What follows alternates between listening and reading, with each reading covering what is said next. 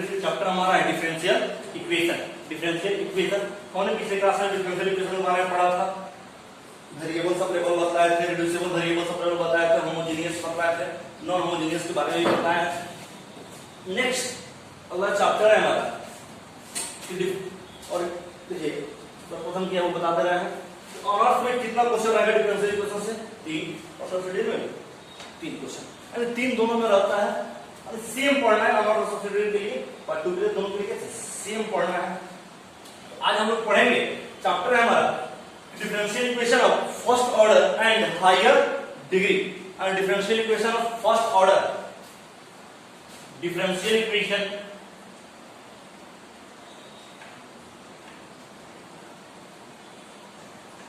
differential equation of first order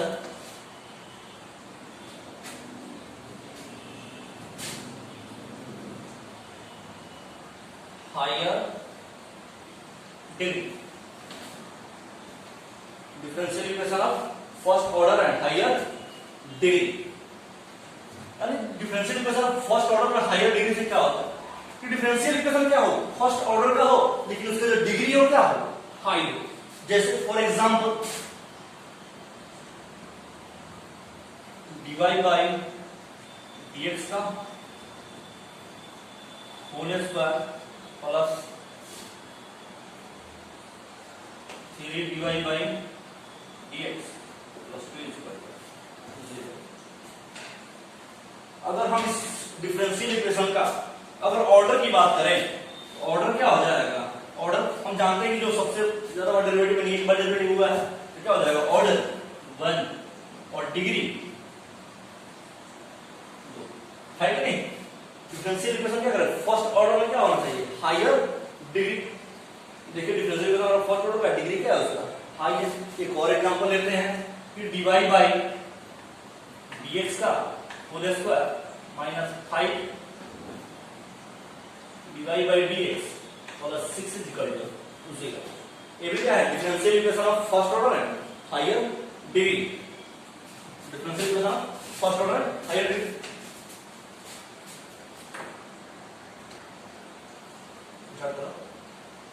these are differential equation of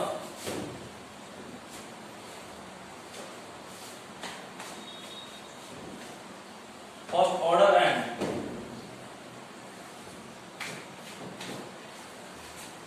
higher degree।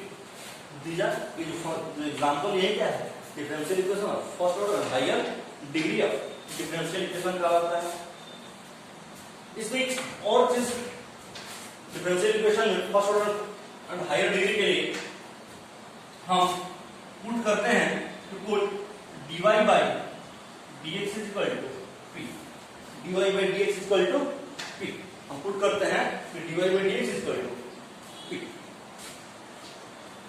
जहां simple से जो question exam में जब पूछेगा ठीक है उसमें ये dy बाई dx नहीं दिखाई देगा। Differential equation of higher order and first order and higher degree में तो dy बाई dx के ऊपर क्या लिख रखेगा p रखकर आपको क्वेश्चन देगा ठीक है। देखिए p का मान क्या होता है dy बाई dx। अगर कहें dy बाई dx का अगर आप होल स्क्वायर कर देंगे तो क्या हो जाएगा p स्क्वायर के बराबर dy बाई dx अगर होल क्यूब करेंगे तो क्या हो जाएगा p ऑफ q के बराबर। उसका डॉट डॉट अरे dy बाई dx के पावर अगर n हो तो क्या हो जाएगा p का पावर n। जहां p का मान क्या होगा हमारा dy बाई dx के बराबर। जहां p का मान हमारा क्या हो जाएगा dy बाई dx के बराबर। अगेन मेथड टू सोल्व है general differential equation of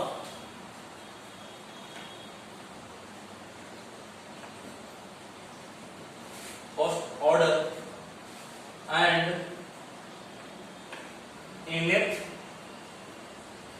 degree, first order and nth degree.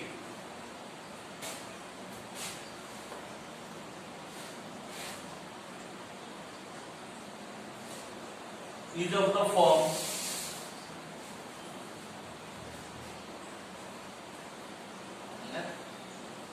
degree. An equation is of the form, an equation is of the form p to the power n plus a1 p to the power n minus 1 plus a2 p to the power n minus 2 plus a3 p to the power n minus 3 plus dot dot p n minus 1 p plus p is equal to 0 where a1 a2 a3 dot dot an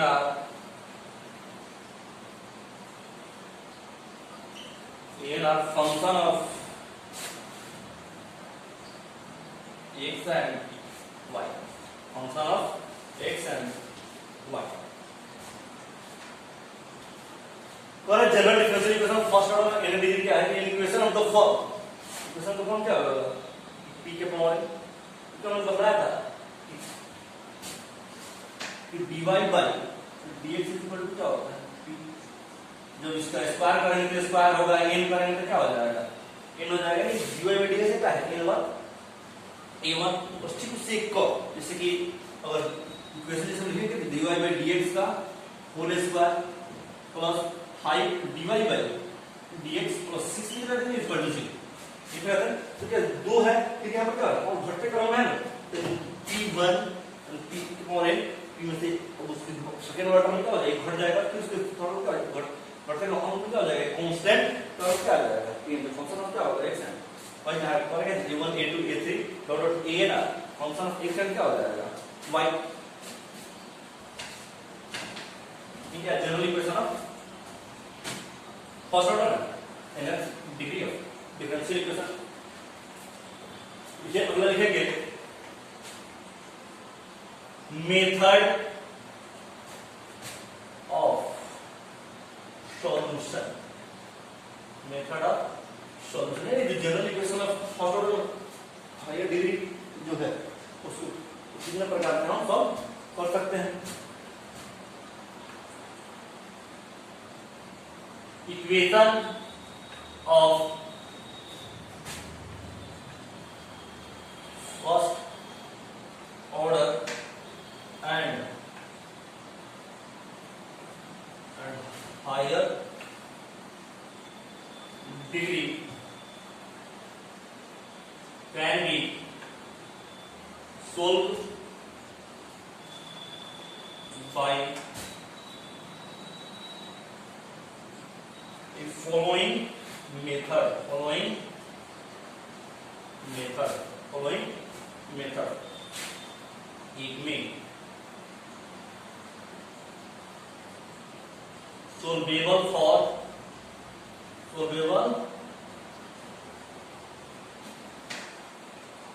for p, दूसरा solvable for y, तीसरा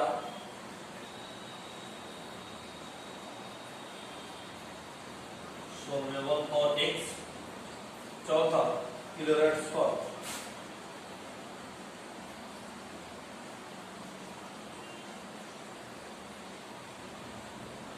clear out.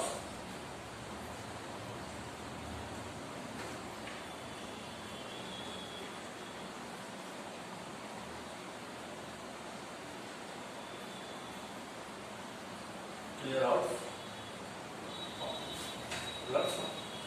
चार type है differential equation of first order and higher degree को solve करने के लिए तो हम पारंपरिक सबको पढ़ते जाएंगे, यानी एक बार पढ़ेंगे सोल्यूबल फॉर p, आखिर सोल्यूबल फॉर p होता क्या है, फिर उसके बाद soluble for y, soluble for x और क्लियरेस्ट फॉर। इस दोनों से एक क्वेश्चन आपके एग्जाम में होता रहता है, फिक्स है कि एक क्वेश्चन रहेगा ही रहेगा, ठीक है। इसको हम लोग बारीकी से हम लोग पढ़ेंगे, हेडिंग देंगे, हेडिंग देंगे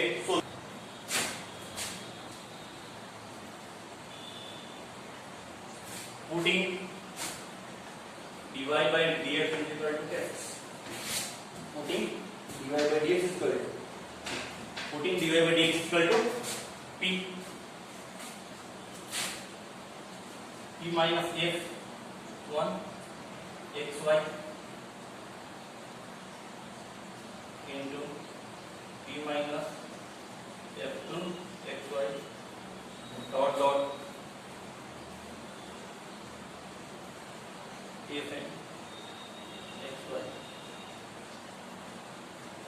is equal to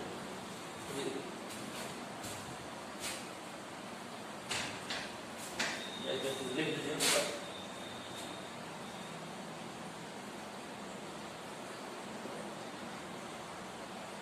taking factor of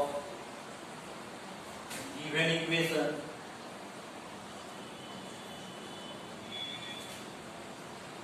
as in the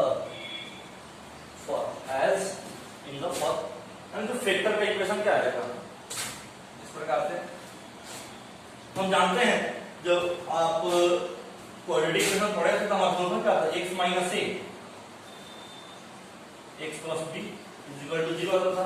तो एक बार हम क्या लेते थे, x minus a is equal to 0, ठीक, x plus b equal to 0 तो नहीं लेते। सेम उसी कंडीशन से हम एक बार क्या लेंगे कि p minus f1 xy is equal to 0, एक बार लिख देगा इफ करके जल्दी,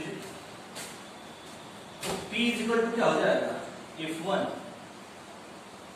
xy, हम p का मान जानते हैं क्या हो जाएगा, dy by dx is equal to f1 अरे फंक्शन ऑफ क्या हो जाएगा x, जब dy by dx दिया है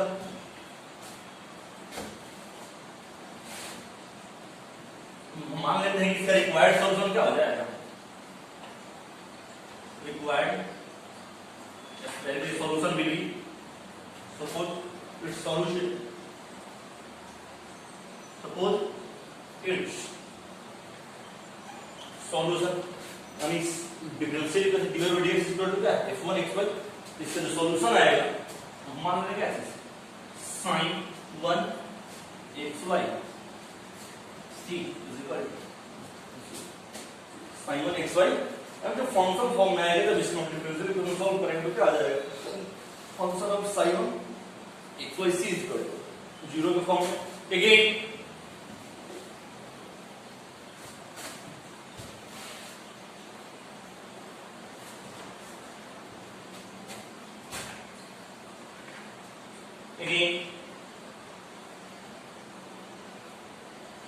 p माइनस f2 हम xy को इक्वल टू 0 के बराबर लेंगे तो p इक्वल टू क्या हो जाएगा, f2 xy यानी dy by dx is equal to dy by dx is equal to f2 xy। Suppose it's solution, suppose it's solution sin 2 xy c is equal to 0, sin 2 xy c is equal to 0। Similarly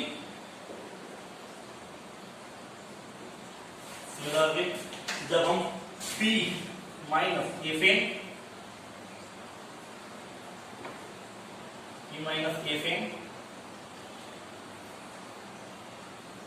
xy is equal to, जब एक बार इसको ले लिए 0 के बराबर, एक बार इसको dot dot से कैसे ये वाला को लिया जा रहा है, p इक्वल टू क्या हो जाएगा, fn xy equal to 0, I mean dy by dx is equal to क्या हो जाएगा, dy by dx is equal to f in xy is equal to 0. Suppose its solution, suppose its solution, देखिए हमने एक बार जब f1 का किया था sin1 xy c equal to 0 लिए हैं, फिर हम जब दोबारा करेंगे, दोबारा किया था sin2 xy c equal to 0, तो n बार जब किया क्या हो जाएगा sin n xy c। अरे जितना भी इक्वेशन का फॉर्मेट कि मैंने फिर चलो के निकाल लेंगे। इसलिए तब required solution will be sin xy c into sin2 xy c dot of sin xy c। ये क्या होता है आंसर? इसको लेवल फॉर p में हम पहले बता दें, फिर समझा देते हैं कि dy by dx को क्या मानेंगे। Taking factor of given equation, जब हम उस इक्वेशन को सॉल्व करेंगे हमारा फैक्टर इस p फॉर्म में आएगा। तो एक बार फर्स्ट वाला को 0 पर रिलेट करेंगे तो p का वहां से फंक्शन इस फॉर्म में आएगा sin xy c, यानी ये कि sin और वहां sin 1 खोजिएगा, नहीं फंक्शन xy के फॉर्म में और प्लस कैसे कांस्टेंट वेरिएबल जिसे हम बता रहे कैसे कि फॉर्मेशन ऑफ डिफरेंशियल इक्वेशन में कि बाय हेल्प ऑफ डिफरेंशिएशन, और सॉल्यूशन में क्या बात है भाई हेल्प ऑफ इंटीग्रेशन, यानी इंटीग्रेशन से की मदद से और किसी डिफरेंशियल इक्वेशन को अलजेब्रिक इक्वेशन में चेंज कर दिया जाए, कि जो भी आएगा ये फॉर्म अलजेब्रिक इक्वेशन फॉर्म में आएगा, algebraic not differential equation form में आएगा। यानी जो भी फॉर्म आएगा वो अलजेब्रिक सोल्यूशन में जो भी फॉर्म आएगा अलजेब्रिक इक्वेशन के फॉर्म में आएगा, ठीक है।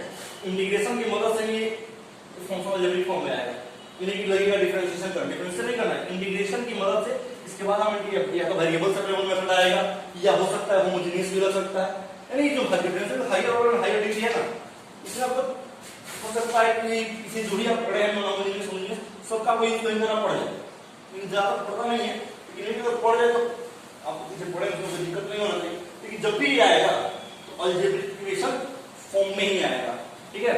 इससे रिलेटेड एग्जांपल हम देखेंगे। आपके सामने दो क्वेश्चन है, ठीक है, हम पहले दो नंबर बना देते हैं, उसके बाद हम एक नंबर बताएंगे, ठीक है। तो दो नंबर का सॉल्यूशन देखिएगा, सॉल्यूशन नंबर का क्वेश्चन नंबर 2 का सॉल्यूशन कर रहा है, जो दिया हुआ पहले उसको ले लेंगे, नहीं p² 5p प्लस ये हमको देखना होगा, ठीक है। अरे इसको लो फिर समझ फॉर p के लिए समझना होगा कि जो फंक्शन किसे फॉर्म में होगा, p के फॉर्म में होगा, तो बहुत p के फॉर्म में होगा। सॉल्व कर रहे हैं p² 5p को लिख सकते हैं 3p minus 2p गुना करेंगे तो लिखा प्लस 6 इक्वल टू 0, इसमें से p हम कॉमन ले रहे हैं तो क्या बचेगा p minus 3 और इसमें से -2 कॉमन ले रहे हैं तो क्या बचेगा p minus 3 इक्वल टू 0, यानी p minus 2 और क्या बचेगा p minus 3 equal to 0। if क्या करिए p1 f1 x था ना, if p minus 2 is equal to or 0, p minus 2 is equal to 0, यानी p is equal to क्या हो जाएगा 2 के बराबर, या सिंपल सी बात p का मतलब क्या है dy by dx minus 2 is equal to 0, हटाते हैं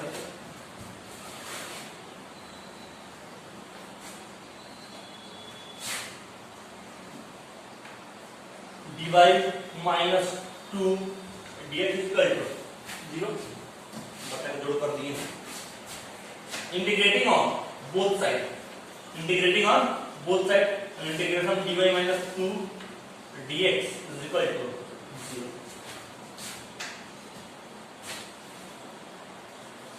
यानी y minus 2x is equal to c, यानी y minus 2x minus c is equal to 0।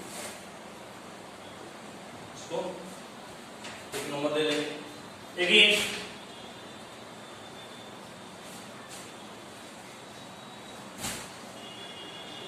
p minus 3 is equal to 0 and dy by dx minus 3 is equal to 0 and dy minus 3 dx is equal to 0. Again integrating on both sides, I mean dy minus 3 dx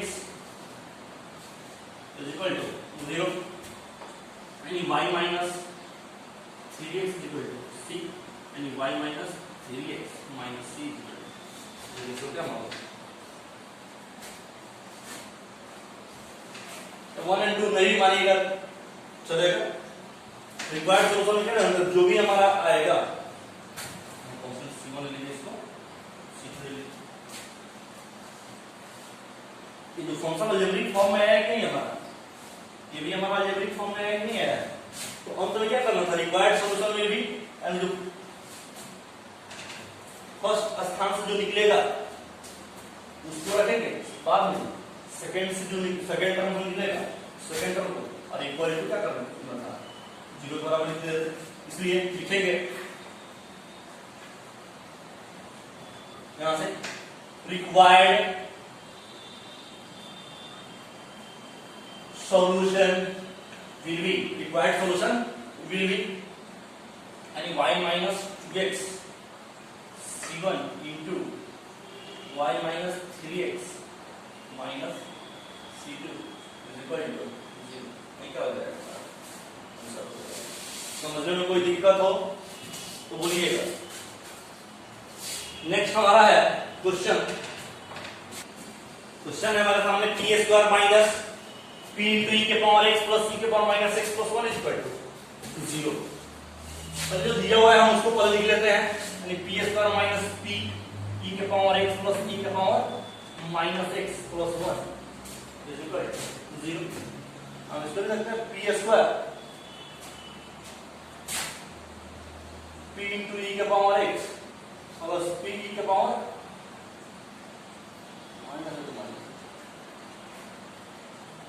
one है, तो हम इसको लिख सकते हैं e के power x into e के power minus x, base से होगा पावर टूट जाएगा, e के पावर x into e के power minus x equal to 1 होता है, तो इसको नोट कर लीजिएगा, यानी e के पावर x into e के पावर माइनस x होता है 1 के बराबर होता है। इसमें हम p का मान ले लेंगे तो क्या बचेगा, p e के पावर x, और इसमें से e के पावर माइनस x कॉमन ले रहे हैं, क्या बचेगा, p माइनस e के पावर x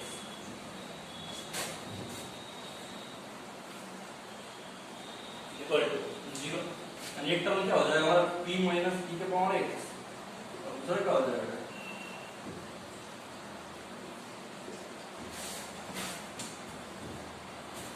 तो देखिए if p minus e के power x is equal to 0, I mean dy by dx e के power x is equal to 0 and dy minus e के power x dx is equal to 0। Integrating on both sides and dy e के power dx is equal to integration of 0।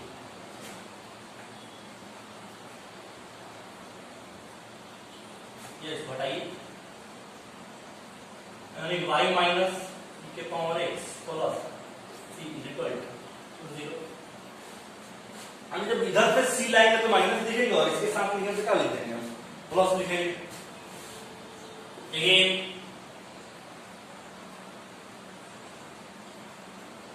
p minus e के power minus x is equal to 0 and dy by dx minus e के power minus x is equal to 0 और dy minus e के power minus x dx equal to 0। Integration कर रहे हैं, dy minus e के power minus x dx is equal to 0, यानी y plus e के power minus x plus c1 is equal to 0। same required solution will be y minus e के power x plus c into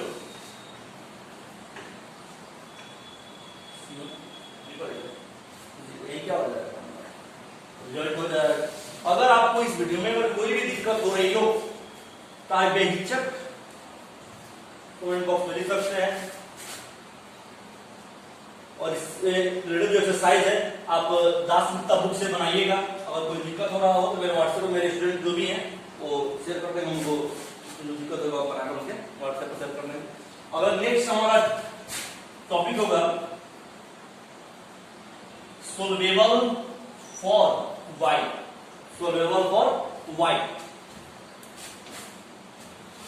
solvable for y, उसके बाद solvable for x और clearest form. और clearest form में तीनों से mixing question आता है, जो चाहे उसमें से आप बना सकते हैं। ठीक है, तो कल का हमारा रेडी होगा सोल्वेबल फॉर y। आज सोल्वेबल की पढ़े इससे रिलेटेड क्वेश्चन आप बनाइएगा। जो दिक्कत होगा आप हमारे कमेंट बॉक्स में लिख सकते हैं या फिर व्हाट्सएप से संपर्क करके आप मेरे पास भेज दीजिएगा, हम बनाकर व्हाट्सएप पर शेयर कर देंगे। आज के लिए इतना ही।